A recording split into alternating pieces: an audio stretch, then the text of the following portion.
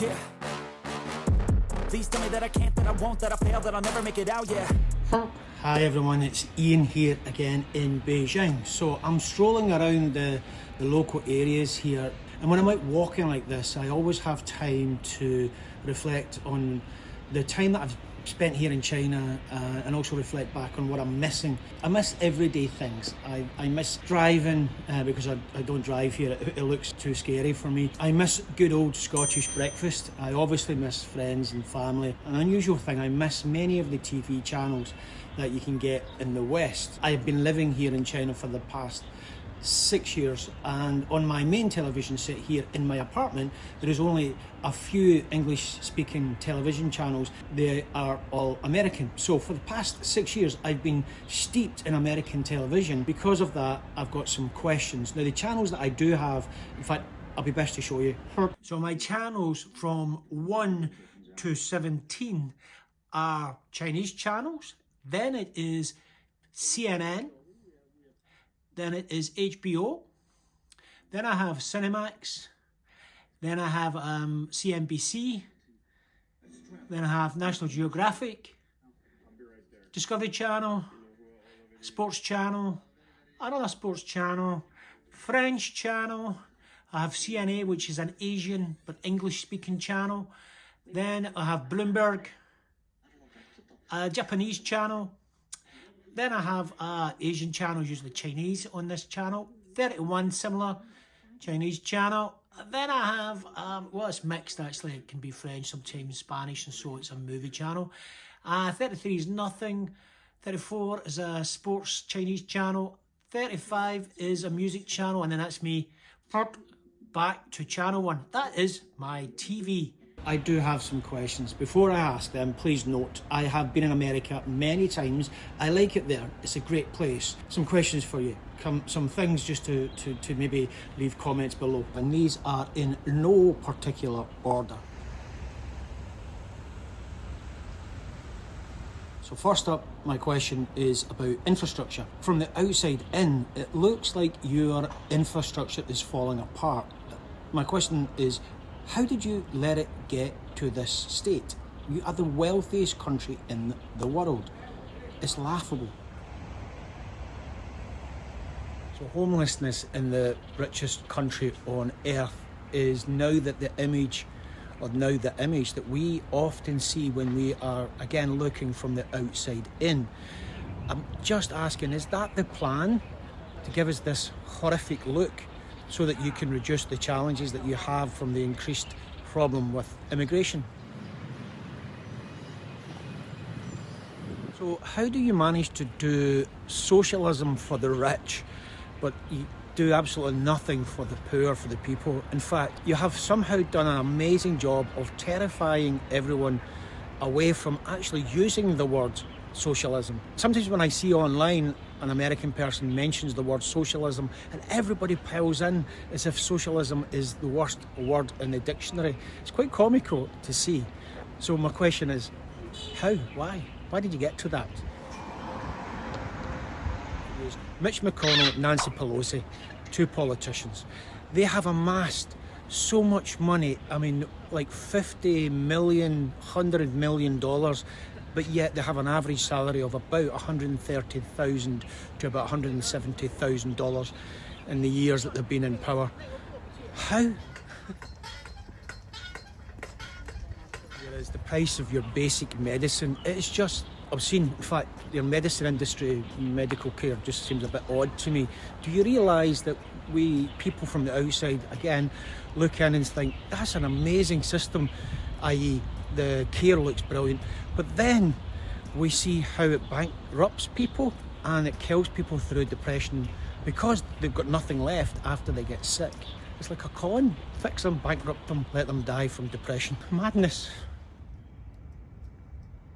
How on earth are you allowing Donald Trump to trump you all? I can't for the life of me work out whether he's either a Simpson type character in politics, like a Homer Simpson, or he's like a Sopranos type character, possibly a mix of the two. Either way, he is absolutely dangerous. You do know that It's all going to end in tears with this guy. Tell me you know that.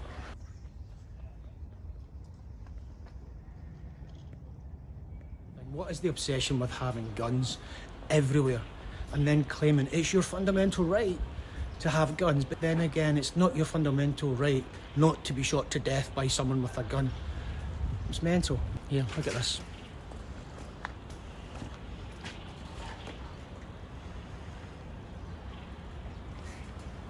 It's just so peaceful here.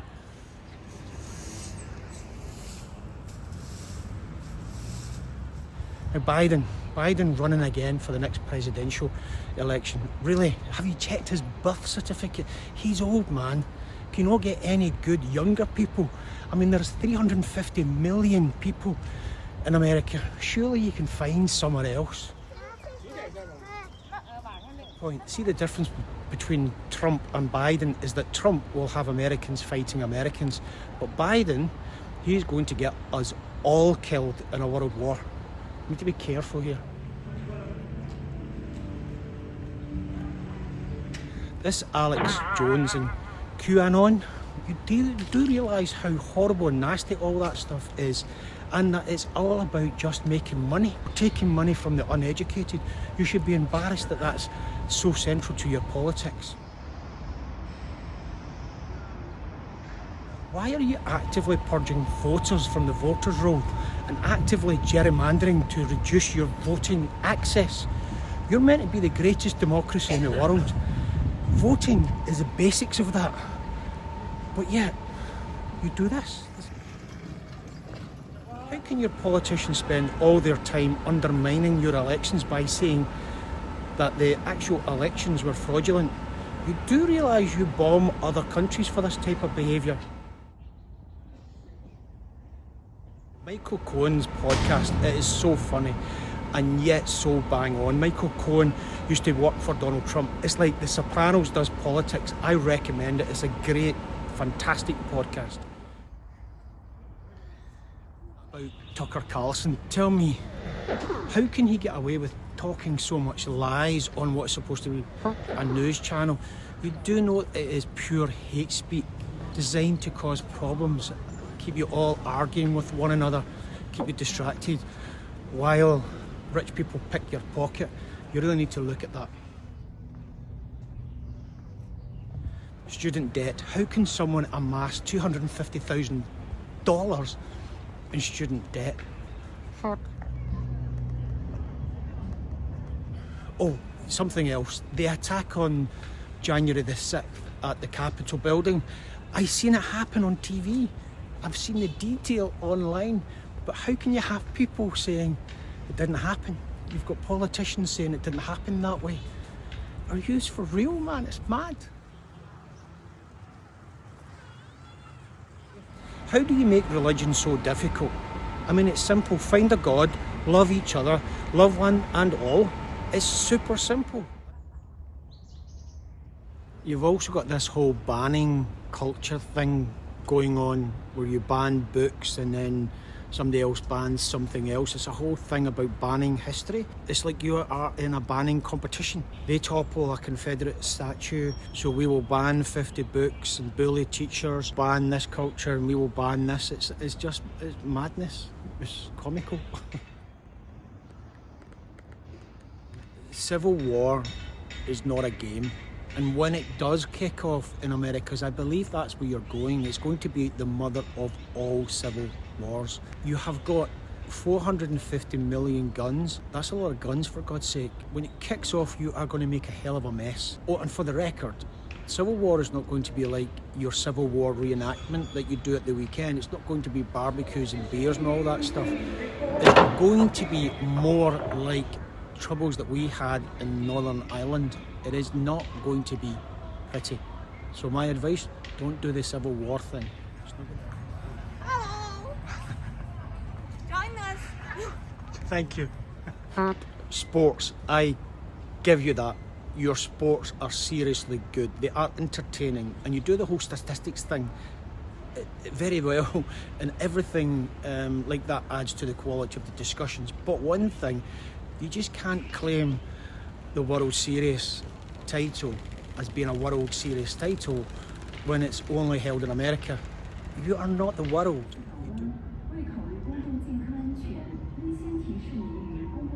Food, you eat big. I like that. Eating big is good. But this corn syrup thing that's killing you, why are you doing that? Why are you mixing everything with corn syrup? It's just not good for you.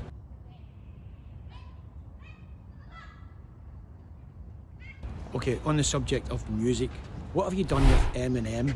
What have you done with him? Can you bring him back? Because when we have times like this, real tough political times, you should have music with some decent attitude. Where is the music with decent attitude? Bring back Eminem. That's what I say. Eminem. Dr. Fauci, what's the deal here? The guy seems like a very decent, nice man that has served his country all his life, and he's been looking after the health of the population of the nation. But all of a sudden it turns out he's evil, and you have some people that actually want to kill the guy. Are you for real?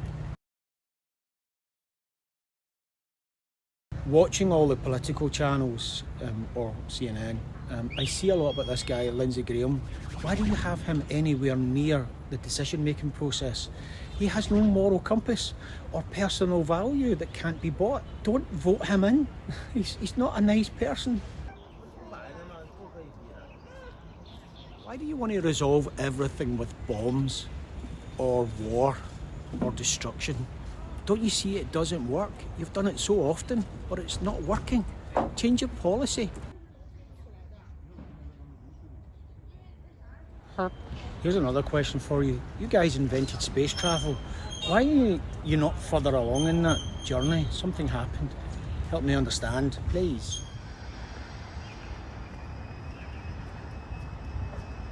Another question in the past, do you think you will ever clean up the New York subway? I've been there. It's an ugly, horrible place. And some reflection on this MAGA people thing. Do you realise the MAGA people, by voting them into power, you're actually voting them to be empowered for making decisions for you, for your life. Have you seen what they think? Really? Really? Tiring myself out, but Ted Cruz and Marco Rubio doing what they do best, which is just being poisonous. These guys were actually running for president at one point. So my last thought here, my last question is, are you going to spend all your time impeaching each other's presidents when they get elected into power? I mean, for goodness sake, you're like children. We'll impeach Trump, you'll impeach Biden, and so on and so on. Do you know how petty that looks from the outside, when you're looking from the outside, again, looking in? These are the initial questions I have. They're only scratching the surface of what I've been looking at over the last 6 years. I have hundreds of questions on here, but there's just not enough time, and I don't want to take too much time away from what is a beautiful surrounding area. Anyway, as I said, this is Ian here in Beijing, walking around the local area, going to go for a coffee. And to understand something here, what I'm saying is really just a joke, but it's a joke with a jag, because some of the comments I've passed on are quite important, not just to America, but also to the whole wide world. My ethos, peace, just look for peace. Treat each and every single person with equal respect and dignity. This is Ian in Beijing, signing out, showing you some of the local area. Take care, peace.